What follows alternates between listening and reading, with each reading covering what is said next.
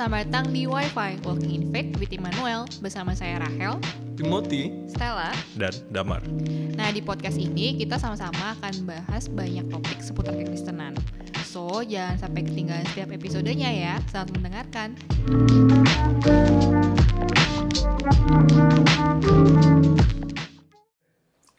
Selamat datang di Wi-Fi Podcast episode ke-12. Hari ini adalah episode yang khusus karena kita tanpa host. Saya tidak tahu apakah hostnya terkena tekanan mental di depan kamera. Tapi di sini saya seorang diri, saya Rick Ruben. Dan di dalam episode ini saya akan menjawab beberapa pertanyaan jemaat yang sudah masuk dan sudah difilter oleh tim Wi-Fi Podcast. Sedikit disclaimer, beberapa jawaban saya nanti mungkin bersifat subjektif atau opini saya semata. Tapi juga itu pergumulan saya dengan firman Tuhan yang mungkin kedepannya bisa didiskusikan lebih lanjut. Selamat menikmati episode 12 Wi-Fi Podcast. Silakan pertanyaannya. Haruskah kita pacaran sebelum menikah? Pacaran sebelum nikah bertanya kepada orang yang belum pernah pacaran. Berani juga hostnya. Tapi mungkin kalau dipikir-pikir jawaban saya sih rasanya perlu ya. Kayak tujuan pernikahan itu adalah perkenalan. Dan lewat dating atau pacaran rasanya dating yang sehat, pacaran yang sehat akan membawa kita semakin mengenal pasangan. Dan aku rasa juga Alkitab itu mempunyai teologi terhadap pernikahan itu yang cukup dalam ya. Bagaimana itu menggambarkan atau merefleksikan hubungan Kristus dengan jemaatnya yang saling mengenal satu sama lain. Jadi di dalam batas yang lebih sehat, menurutku ya pacaran itu tujuannya adalah untuk saling mengenal satu sama lain. That's why sebelum pernikahan rasanya ada baiknya untuk berpacaran terlebih dahulu. Bisakah kita berteman dengan mantan pacar? Berteman dengan mantan pacar? Yang saya tahu sepertinya hostnya, salah satu host Wi-Fi Podcast itu bahkan menikahi mantannya sendiri. Menarik. Tapi rasanya sih ya kalau berteman dengan mantan itu perlu ya. Maksudnya tentu bukan memberi pengharapan palsu untuk balikan dan sebagainya. Tetapi kalau Tuhan bilang saja kasihilah musuhmu. Tuhan tidak mengatakan kecuali mantanmu kan. Dia bilang ya kasihilah musuhmu. Bahkan ya musuh aja harus dikasih dan saya rasa mantan pun kita juga bisa kembali untuk berteman. Emang apa sih masalahnya kenapa nggak boleh kembali temenan sama mantan? Ntar kan baper atau gimana gitu. Oh, takut baper. Maaf ya aku belum punya mantan jadi kurang bisa, mungkin jawabannya kurang down to earth. Tapi ya kalau bolehkah berteman boleh dong. Dan kalau bisa kita tetap, kalau Tuhan bilang mengasihi musuh aja ya kita mungkin dalam batas tertentu perlu wise juga ya untuk berhubungan dengan mantan. Tapi bukan dengan membencinya. Jika teman baikku menikah dengan sesama jenis atau dengan orang yang tidak percaya, haruskah aku hadir ke pernikahan mereka walaupun tidak sesuai dengan imanku? Ini pertanyaan yang menarik ya. Tapi mungkin kalau pertanyaan ini dilontarkan kepadaku 5 tahun yang lalu mungkin bisa lebih cepat ya. Aku jawabnya kayaknya gak usah datang deh. Atau kayak bener-bener gak boleh datang. Tapi rasanya sih karena propaganda dari LGBT begitu besar, sangat mungkin teman-teman terdekat kita atau di circle kita juga sekarang orang-orang yang mungkin menyukai sesama jenis bahkan sampai menikah. Aku sendiri lebih ngelihat sih sebenarnya kalau tidak perlu datang nggak usah. Apalagi kalau misalnya dengan kedatangan kita itu kayak menunjukkan bahwa kita pro ya, apa kita setuju. Mungkin filenya akan berbeda kalau misalnya orang-orang yang di dalamnya itu udah tahu. Mungkin biar nggak jadi batu sandungan, dia tahu kita maksudnya kita tidak setuju dengan LGBT, dan juga yang mungkin yang menikah itu teman dekat kita dan dia sangat berharap kita bisa datang, ya mungkin itu bisa dilematis. Dan kalau menurutku sih aku di posisi itu, dalam hal ya orang tahu bahwa aku nggak setuju, aku juga mungkin udah sampein ke dia, ya datanglah nggak apa-apa. Apalagi kalau makanannya enak ya, datang aja. Kenapa sekitar kita banyak yang mencari pasangan atau pursue pasangan, padahal Paulus menganjurkan untuk selibat? 1 Korintus 7 itu ya. Oh, by the way aku mau cerita dulu nih tentang 1 Korintus 7 ayat 1 ya, tentang adalah baik seorang laki-laki untuk tidak kawin ya, ayatnya seperti itu. Waktu itu lagi kelas hermeneutik, jadi kelas tafsiran di saat. Waktu itu orang baca ayat berganti-gantian. Terus waktu itu aku dapat ayat yang kayak gitu. Bayangin ya, jadi dapat adalah baik seorang laki-laki tidak kawin. Saya bacakan gitu depan kelas. Semenjak saya baca itu saya mulai tidak tenang gitu ya. Ini kenapa? Ini seperti satu nubuatan atau apa gitu. Terus di ujung kelas aku tanya dosennya, "Pak, ini 1 Korintus 7 ayat 1 maksudnya apa nih, Pak?" Terus dia bilang, "Iya, Rick, saya udah lihat muka kamu tidak tenang dari tadi," dia bilang. Tapi menurutku ya, banyak kita juga mungkin nggak tahu konteks dari 1 Korintus 7 ayat 1.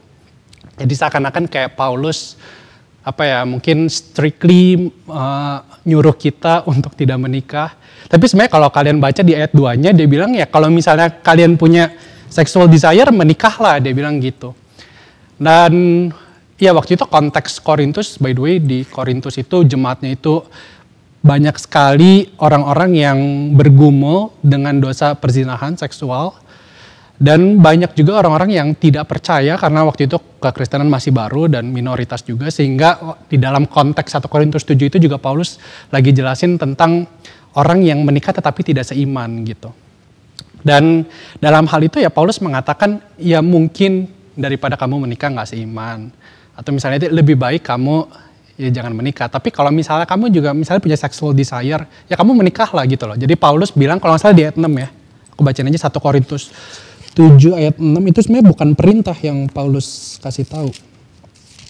1 Korintus 7 ayat 6 mengatakan, "Hal ini kau katakan kepadamu sebagai kelonggaran, bukan sebagai perintah." Ya, jadi itu sebagai satu rekomendasi kepada jemaat Korintus. Ya jadi itu sama sekali bukan perintah yang pertama. Jadi jangan dianggap bahwa itu adalah satu kayaknya menikah itu kesannya lebih rendah daripada yang tidak menikah.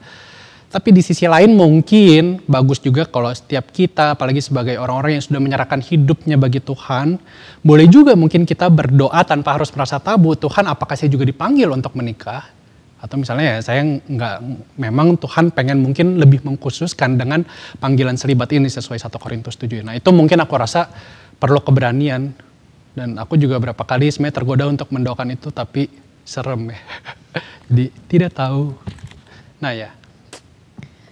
Boleh nggak sih sebenarnya kita pergi ke clubbing atau ngerokok sama teman-teman atau ya mungkin kita punya tato dengan alasan mau bersosialisasi?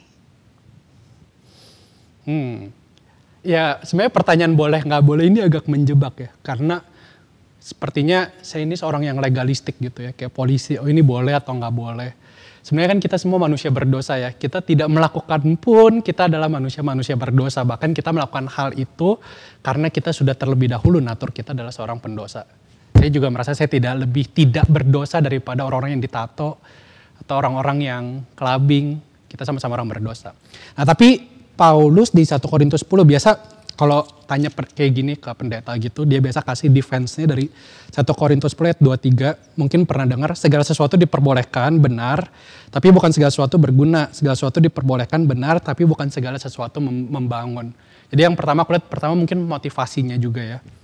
Waktu itu Paulus tulis di dalam konteks persembahan makanan berhala. Ya mungkin boleh aja kamu makan, it's okay. Itu bukan makanan yang tiba-tiba bikin kamu sakit atau bikin kamu diare. Enggak ya, itu makanan ya tetap ya daging yang dipersembahkan pada berhala ya tetap daging. Tapi apakah itu menjadi batu sandungan buat orang lain? Ya kamu lihat dulu alasan kamu kesana bener gak sih? Kadang-kadang alasan sosialisasi itu sih kalau aku lihat kadang-kadang cuma jadi kayak defense-nya mereka doang, tapi sebenarnya mereka mau ikut, sebenarnya di clubbing ngapain sih? Ya clubbing minum-minum mungkin dan mungkin bisa jatuh ke dalam hal-hal yang lebih tidak baik. Dan yang kedua juga perlu disadari banyak hal yang mungkin kita tidak sadari saat kita sudah terbiasa melakukannya, karena itu membangun habit ya.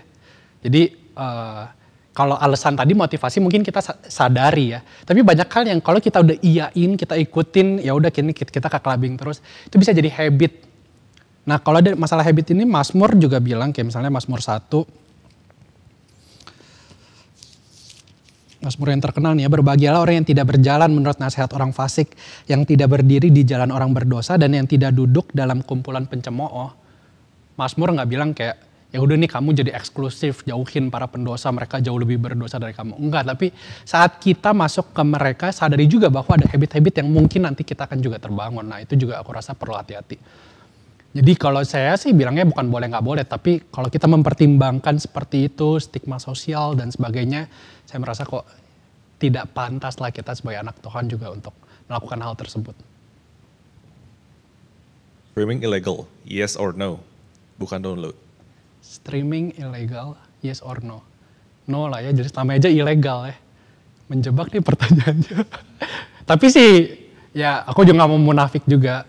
Sometimes ya kadang-kadang, ya kalau misalnya lagi streaming bola nih, terus kayak misalnya yang di platform berbayarku tuh lagi, ini boleh gak sih confess dosa di YouTube? Ya udahlah ya. Terus kayak misalnya nih kayak lagi stiorong, lagi ada gangguan itu, biasa aku kadang suka jangan diikutin. Kadang-kadang gak semua perilaku hamba Tuhan itu baik. Saya juga mau bertobat by the way. Next. Apakah Crazy Rich Christians harus mendowngrade mereka punya lifestyle? Wah ini kayaknya yang ngomong Crazy Rich juga nih. Crazy Rich Christians perlu downgrade lifestyle? Tergantung ya downgrade. Kalau aku sih lihatnya sih gini ya, maksudnya ya kalau memang punya uang it's okay lah buat beli gitu. Maksudnya kalau misalnya nggak perlu anti juga, maksudnya kalau orang kaya misalnya dia punya mobil yang lebih bagus. Tapi yang mungkin perlu diperhatikan, apakah dia itu jatuh ke dalam hedonistik gitu ya. Maksudnya mereka ya materialistik. Karena dengan uang kita merasa kita punya power dan kita bisa beli apa aja. Nah itu yang mungkin perlu perlu di-notice juga. Terus juga aku lihat sebenarnya orang-orang yang crazy rich itu, yang mungkin aku lihat juga di Indo, saat mereka hidup lebih sederhana, aku lihat mereka tuh lebih bisa diteladani loh. Karena dalam hal untuk mengkonsumsi sesuatu mereka lebih bisa self control gitu. Jadi untuk hal-hal yang kelihatan ya dia lebih senang misalnya kelihatan sederhana aja dan dia pakai uang itu misalnya untuk bantu yang lain. Jadi kalau buat aku sebenarnya gini ya, kayak orang kaya gitu, punya Alphard, ya it's okay, nggak apa-apa ya kalau punya duit ya beli Alphard nggak apa-apa. Tapi ada orang-orang kaya misalnya yang aku lihat juga ya, misalnya orang-orang pelayan Tuhan yang wah ini sebenarnya dia kaya banget, tapi dia mobilnya mungkin Innova atau naik Avanza, ini boleh gak sih sebut merek nggak apa-apa ya. Atau misalnya dia bawa mobil yang mungkin lebih sederhana, aku rasa sih di situ aku lihat, bisa lebih kayak kagum gitu. Oh nih orang, dia orangnya lebih low profile, dan aku rasa itu bisa jadi lebih berkat. Mudah-mudahan menjawab. Kenapa aku harus bersekutu? Contohnya House Christ, PA atau ibadah. Di saat sebenarnya banyak hal yang bisa dilakukan di Jerman. Mungkin pertanyaannya lebih dari tujuan jauh-jauh ke Jerman untuk belajar. Kenapa harus bersekutu ya? Ini aku bacain aja nih ayatnya nih, ada jawabannya. Ibrani 10 ayat 25 ya. Janganlah kita menjauhkan diri dari pertemuan-pertemuan ibadah kita seperti dibiasakan oleh beberapa orang. Tapi marilah kita saling menasehati dan semakin giat melakukannya menjelang hari Tuhan yang mendekat. Jadi aku sendiri ngelihat ya, kalau kita udah diselamatkan di dalam Tuhan, itu pada saat yang sama ya, saat kita diselamatkan, kita tuh ngerti loh status kita ini adalah anak Tuhan.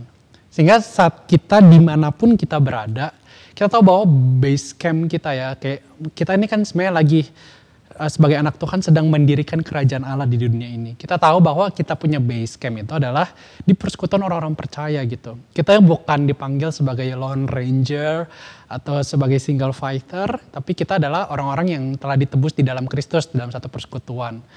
Jadi ya aku rasa itu adalah hal yang diperlukan sih ya untuk benar-benar berkumpul. Tapi ini bukan untuk menjadi excuse misalnya kita meninggalkan tanggung jawab.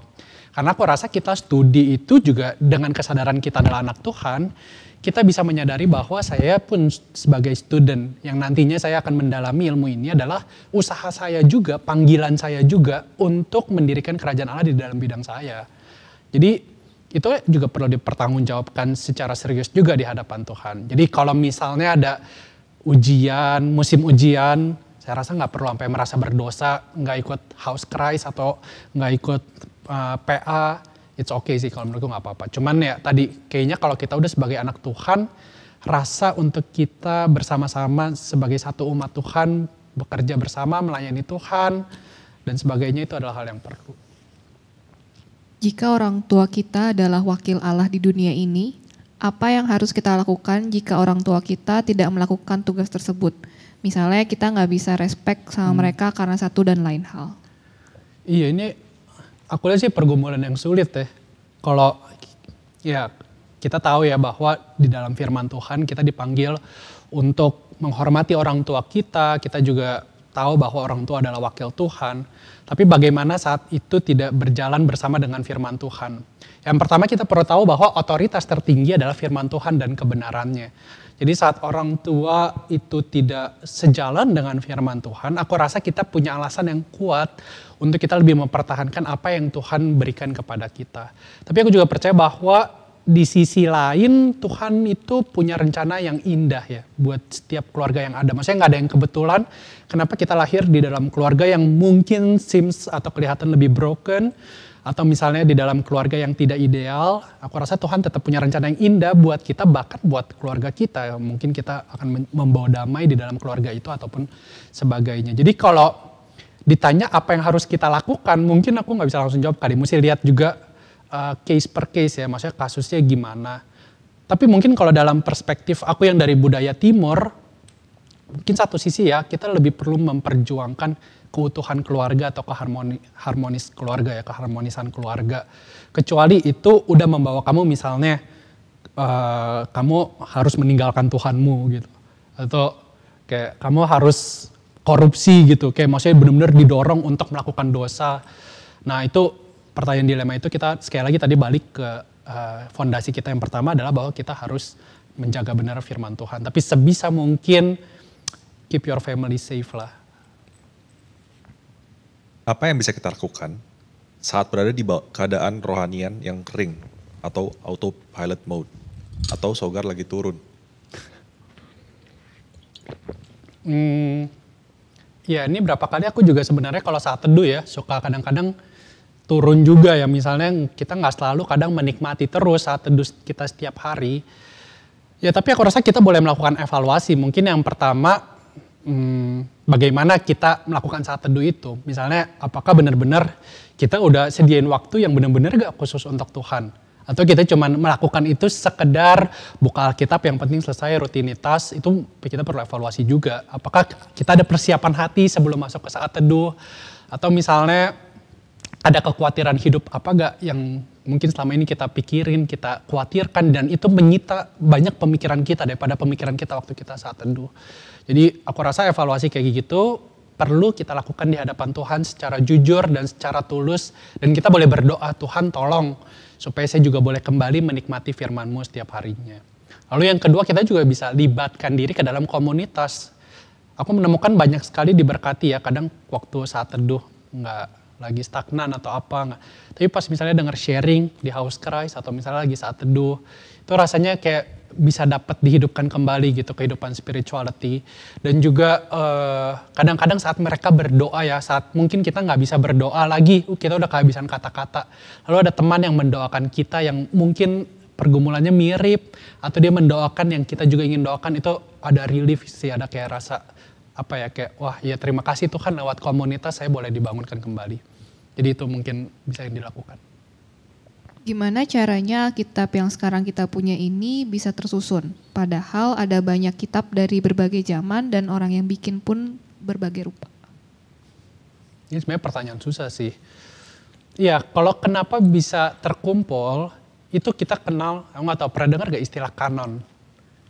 Kanon Alkitab ya. Jadi kanon itu adalah sebenarnya dalam bahasa aslinya itu kanon tuh artinya seperti penggaris atau alat pengukur. Jadi itu untuk mengukur, untuk kita bisa memperlihatkan bahwa Alkitab mana yang kitab mana yang berotoritas, kitab mana yang tidak sesat, kitab mana yang kita tahu sebagai waktu itu jemaat mula-mula untuk tahu bahwa ini adalah tulisan yang diinspirasikan oleh Tuhan. Nah jadi jawaban pendeknya sih itu berdasarkan kanon yang ditemukan oleh, bukan ditemukan, jadi mereka dikumpulkan bapak-bapak gereja seperti itu. Dan di situ mereka bukan jadi kayak nentuin nih Matius, Markus, Lukas terus jadi tulisan suci, enggak. Tapi sebenarnya mereka udah punya sense itu, mereka udah tahu nih kitab mana yang berotoritas, kitab mana yang ditulis oleh para rasul, kitab ini mempunyai ya mereka tahu bahwa ini diinspirasikan oleh Tuhan. Dan itu mereka banyak konsili-konsili dan itu terus berkembang secara khusus perjanjian baru ya, itu banyak sekali perkembangannya. Sampai kurang lebih abad 2, abad 3 seperti itu, akhirnya terkumpullah 27 buku perjanjian baru. Kalau yang perjanjian lama, ntar mesti make sure sih kayaknya di abad 1 itu ada juga konsili di Jainia atau kalau nggak salah namanya itu juga akhirnya kekumpul dari perjanjian lama. Tapi biasa perjanjian lama itu lebih tidak terlalu diperdebatkan ketimbang perjanjian baru yang terus improve. Sehingga terkumpullah 66 kitab. Dan aku rasa kita perlu percaya kepada hal itu dengan mendasarkan iman kita bahwa Tuhan memakai bapak-bapak gereja di awal untuk mengcompile ya, untuk menyusun kesatuan kumpulan buku-buku yang berotoritas ini untuk menjadi satu tulisan suci, satu kitab suci, Alkitab yang kita boleh renungkan sekarang sebagai suara Tuhan itu sendiri. Seberapa penting peran perempuan dalam sebuah komunitas gereja? Apa benar perempuan tidak boleh memimpin? Contohnya dalam kemajelisan. Karena ada satu bagian di firman Tuhan yang mendukung hal itu. Ya. Ayatnya dari mana ya? Itu 1 Timotius ya? 2. Iya, ini juga sebenarnya pertanyaan yang dilematis ya. Dan mungkin di kalangan hamba Tuhan sendiri pun yang satu aliran, dia bisa punya orientasi yang berbeda-beda terhadap isu ini. Aku sendiri sih ngelihat sih, ya kalau misalnya di perjanjian baru Tuhan sangat pakai sekali peran perempuan.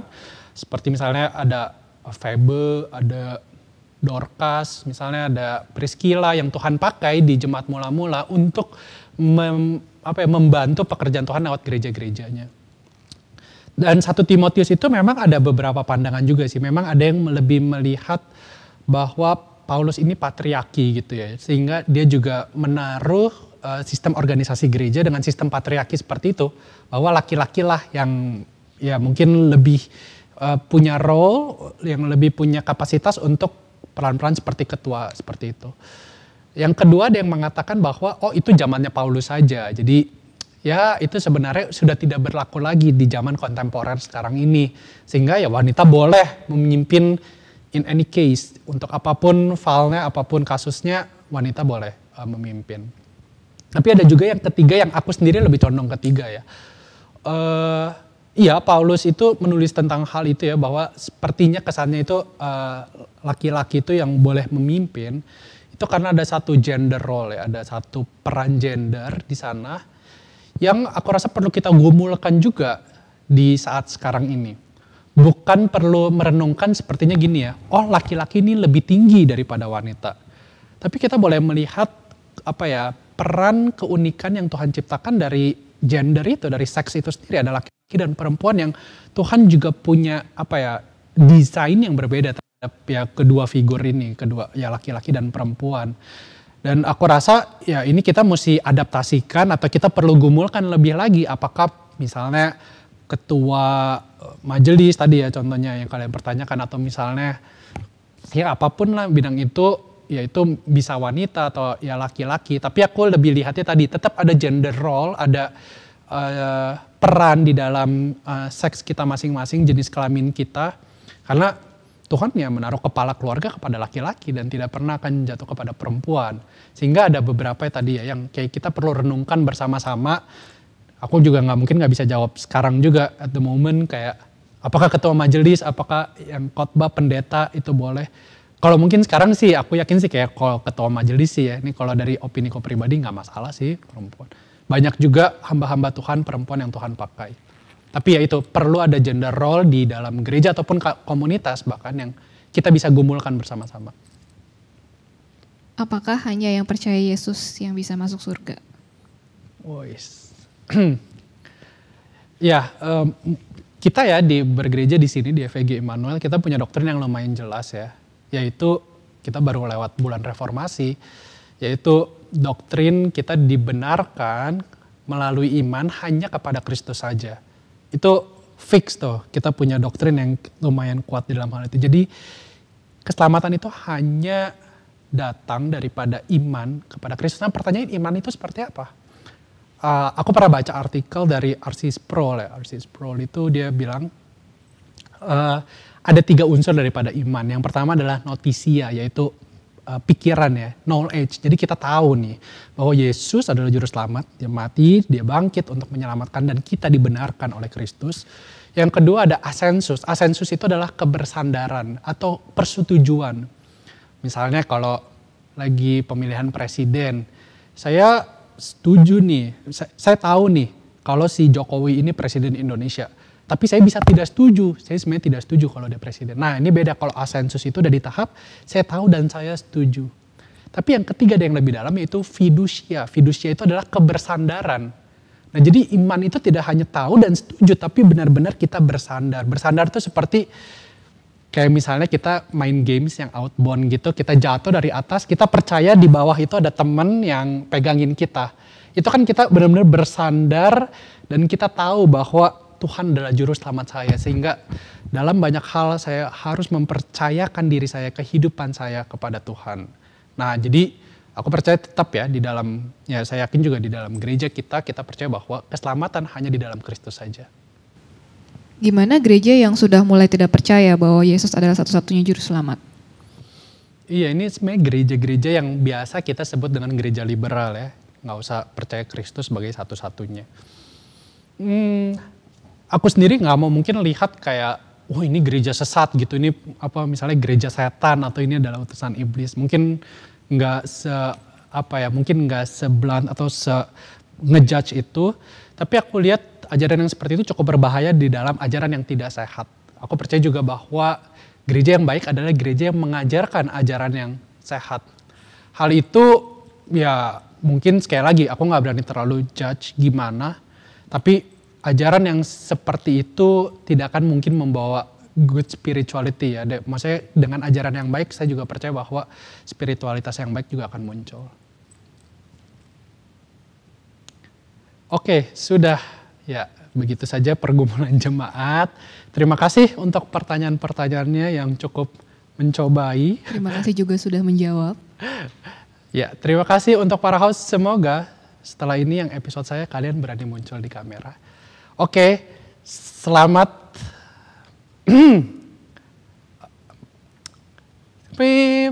Oke, terima kasih telah mendengarkan di dalam episode ke-12 Wi-Fi Podcast. Semoga ini boleh menjadi berkat dan kiranya kita boleh berjalan senantiasa di dalam kebenaran. Ya, Tuhan memberkati Immanuel Podcast ini dan juga Tuhan memberkati Bapak Ibu. Terima kasih.